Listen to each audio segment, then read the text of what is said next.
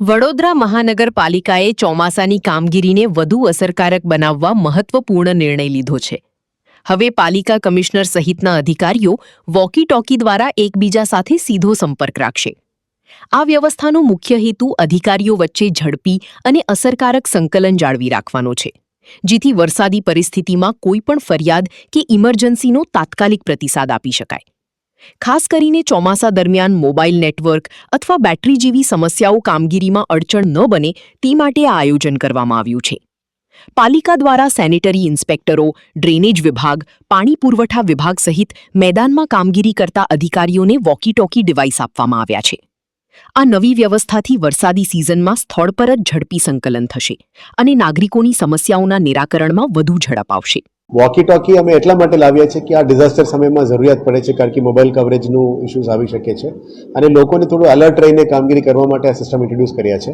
ખાસ કરીને સેનિટરી ડિપાર્ટમેન્ટના સફાઈ મિત્રો સવારે 7 વાગે આવે, રોડ સફાઈ વ્યવસ્થિત થાય અને અમે રિપોર્ટિંગ લેતા વખત અમુક વખતે લોકો જોવા ના મળે, એટલે પ્રોપર રિપોર્ટિંગ આપવા માટે સેનિટરી ઇન્સ્પેક્ટર્સને તમામને આપ્યું છે.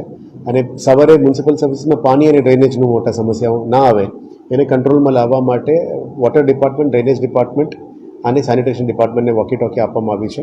Deputy commissioner, assistant commissioner, sanitary inspectors, drainage department અને પાણીના ડિપાર્ટમેન્ટ સાથે અને ફાયરના ડિપાર્ટમેન્ટ તો પહેલાંથી છે જ.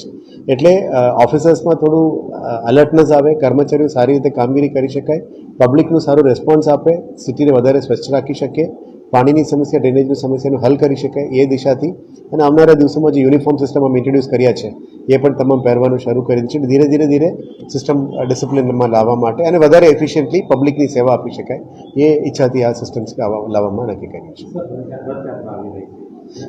રથયાત્રામાં જે મિટિંગ ઇસ્કોનમાં થયેલી હતી આમાં અમે નથી જઈ શક્યા, કારણ કે પીએસનું રિવ્યુ મિટિંગ હતો.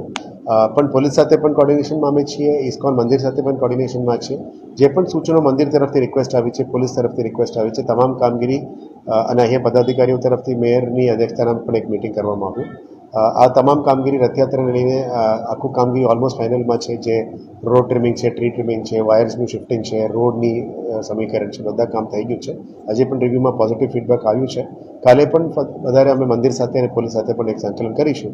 આશા રાખીએ કે આ વખતનું જગન્નાથ યાત્રા દર વર્ષે જે ભવ્ય રીતે થાય છે આ વર્ષે પણ ભગવાન જગન્નાથનું કૃપા વડોદરા ઉપર આવે એવા તમામને પણ પ્રાર્થના અને શુભેચ્છા.